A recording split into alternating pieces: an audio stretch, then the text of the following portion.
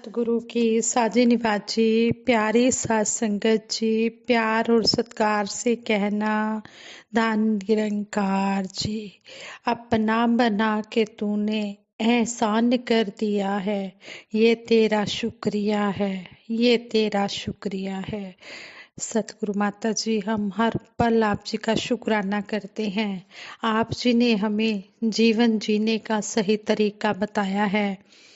आप जी के शरण में आकर हमने मंजिल पाई है। सतगुरु माता जी, आप जी हमें हर पल समझाते हैं कि इन श्वासों का कोई भरोसा नहीं है। समय रहते, इन श्वासों के रहते हम सेवा सिमरन सत्संग जितना भी हो सकता है उतना ही कर ले। क्या भरोसा है जिंदगानी का, आदमी बुलबुला है पानी का। पता नहीं है जीवन की यात्रा किस समय किस पल खत्म हो जानी है, अंतिम श्वास कब हमारा हो। यात्रा बहुत छोटी है। इसी पर आधारित दासी एक स्टोरी आप जी के चरणों में शेयर करने जा रही है। आप जी परवान करें, अगर कोई गलती हो जाए तो क्षमा करें। सात संगत जी कहते हैं, एक बुजुर्ग महिला बस में ट्रैवल कर रही थी। नेक्स्ट स्टॉपेज पर जब बस रुकी, एक नौजवान युवती भी बड़े गुस्से के साथ उस बस में चढ़ी और उस बुजुर्ग औरत के पास वाली सीट पर बैठ गई। उस गुस्से वाली युवती ने अपने बैग से उस औरत को कई बार चोट पहुंचाई।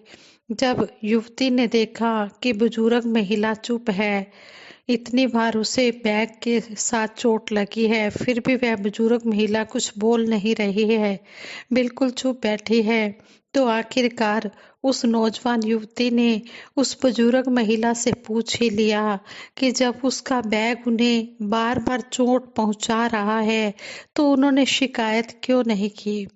तो बुजुर्ग महिला ने मुस्कुराते हुए उत्तर दिया, इतनी छोटी सी बात पर चर्चा करने की कोई ज़रूरत ही नहीं है, कुछ बोलने की कोई ज़रूरत ही नहीं है, क्योंकि मेरी यात्रा इतनी छोटी है कि मैं नेक्स्ट स्टॉपेज पर उतरने वाली हूँ। बुजुर्ग महिला का यह आंसर गोल्डन वर्ड्स में लिखे जाने योग्य है। इतनी छोटी सी बात पर चर्चा करने की कोई ज़रूरत नहीं है, क्योंकि हमारी ट्रैवल, हमारी जर्नी, हमारी यात्रा एक साथ बहुत छोटी है। हम सभी को यह समझना चाहिए कि इस दुनिया में हमारा समय इतना कम है कि इसे बेकार, ईर्ष्या, दूसरों को क्षमा न करने, असंतोष और बुरे व्यवहार के साथ व्यतीत करना समय की बर्बादी है। क्या किसी ने आपका दिल तोड़ा है? शांत रहें, यात्रा बहुत छोटी है। इसी तरह क्या किसी ने बिना वजह आपका अपमान किया है? चुप रहें, इसे नजरअंदाज करें, यात्रा बहुत छोटी है। क्या किसी पड़ोसी ने कोई ऐसी टिप्पणी की जो आपको पसंद नहीं आई? शांत रहें, उसकी ओर ध्यान मत दें, उसे माफ कर दें, क्योंकि यात्रा बहुत छोटी है। हमारी यात्रा की लंबाई कोई नहीं जानता, कोई नहीं जानता कि यह अपनी मंजिल पर कब पहुंचेगी, कब समाप्त होगी, क्योंकि किसी के साथ हमारी एक साथ यात्रा बहुत छोटी है। इस धरती पर हमें परमात्मा ने किस कारण भेजा है? हम डेली सिमरन करें, बहाने मत बनाएं, मालिक की रजा में राजी रहें। ये बहाने मत बनाए कि हमारे पास समय नहीं है। हम सेवा सिमरन सत्संग के लिए समय निकालें, क्योंकि यात्रा बहुत छोटी है। हमें जो ये मनुष्य जन्म मिला है, ये मिला ही परमात्मा की बंदगी के लिए है। फिर भी सतगुरु हमें चौथे प्रण के द्वारा समझा रहे हैं कि हमने अपना ये जो है आध्यात्मिक शिक्षा को भी अचीव करना है, और साथ ही हमने दुनियावी जो उपलब्धियां हैं उनको भी अचीव करना है।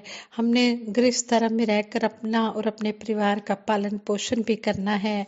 किसी से मांग कर नहीं खाना, किसी का हक नहीं दबाना, किसी के साथ धोखा नहीं करना, छल कपट फ्रेब नहीं करना, किसी के साथ ईर्ष्या नहीं करनी।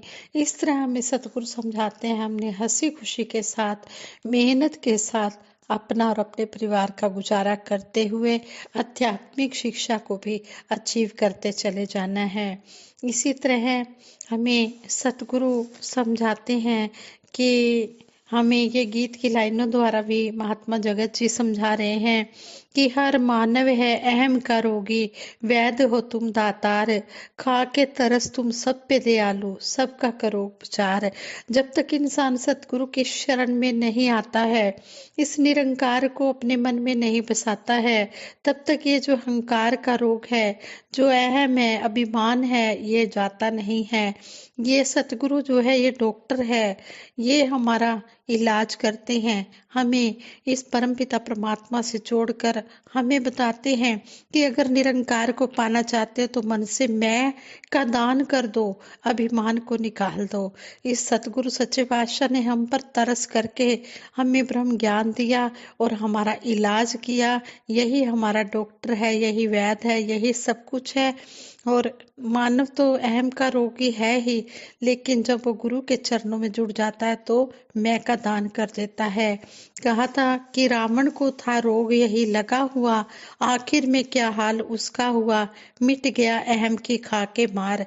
रावण को दुनियावी पदार्थों की कोई कमी नहीं थी, सोने की लंका थी उसके पास, लेकिन उसको अहंकार का रोग लग गया, जिसके कारण वो सारी सोने की लंका भी उसकी खत्म हो गई। 1 लाख पूत 1.25 लाख नाती, 30 रावण घर दिया न बाती।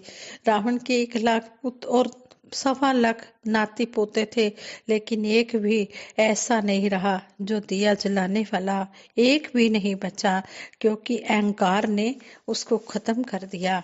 तो इसी तरह अहंकार से मुक्ति पाने के लिए हम सतगुरु की शरण में आए और सतगुरु की शरण में आकर इस निरंकार को पाएं और अहंकार को निकालें।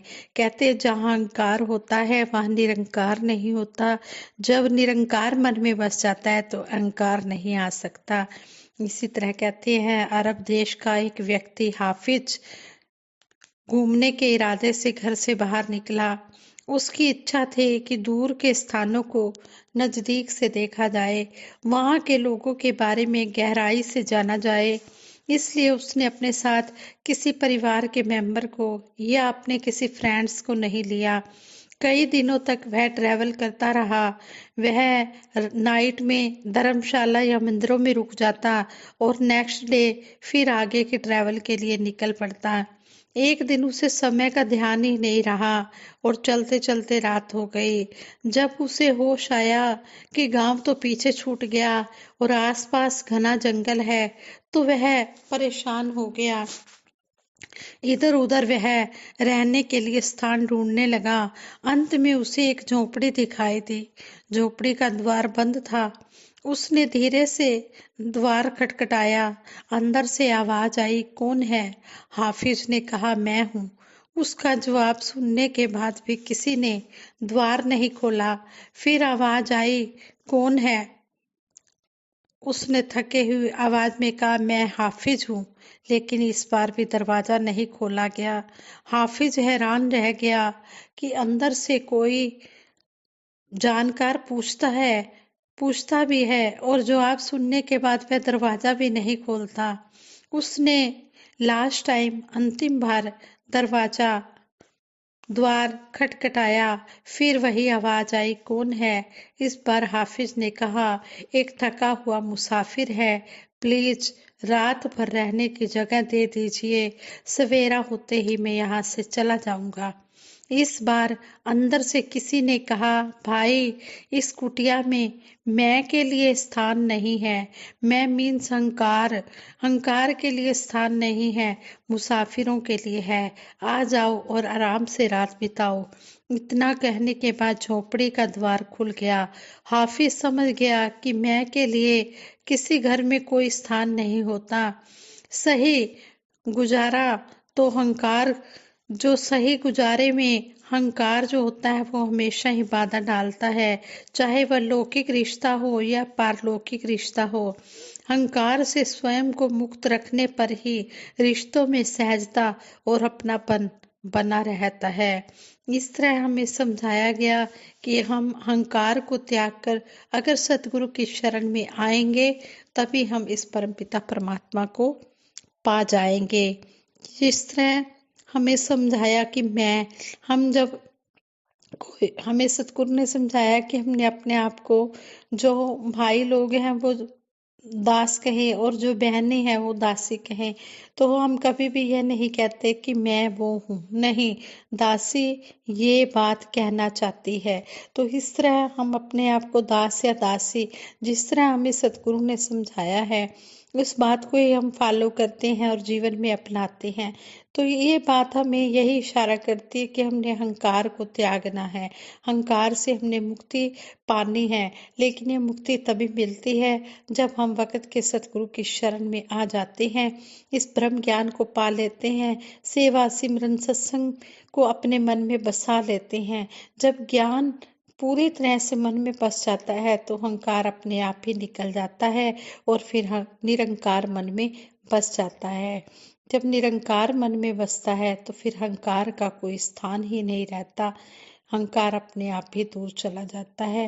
इन विचारों से हमें यही सीखने को मिला है कि हम सबके साथ प्रेम प्यार से रहें, अहंकार से कभी भी हम अहंकार को अपने बीच में आने ना दें, इसको बाधा ना बनने दें। हम हमेशा सतगुरु के चरणों में नम्र भाव में रहें और सतगुरु से यही आशीर्वाद मांगे कि हे सच्चे पातशाह, हमें अपने चरणों से लगा के रखना। हम प्रेम नम्रता सहनशीलता विशालता के साथ अपना जीवन आप जी के चरणों में बिताते चले जाएं और हर संत महापुरुष का आदर सत्कार करते चले जाएं। ये विचार करते हुए बहुत सी गलतियां हुई होंगी, उन गलतियों के लिए दासी क्षमा चाहती है और आगे के लिए सद्बुद्धि देना, सद्विचार देना, सद्मार्ग देना। सभी के भले की कामना के लिए दासी सिमरन कराएगी। सभी ने मिलकर सिमरन में साथ देना है। तू ही निरंकार मैं तेरी शरण हाँ, मैनू बख्श लो।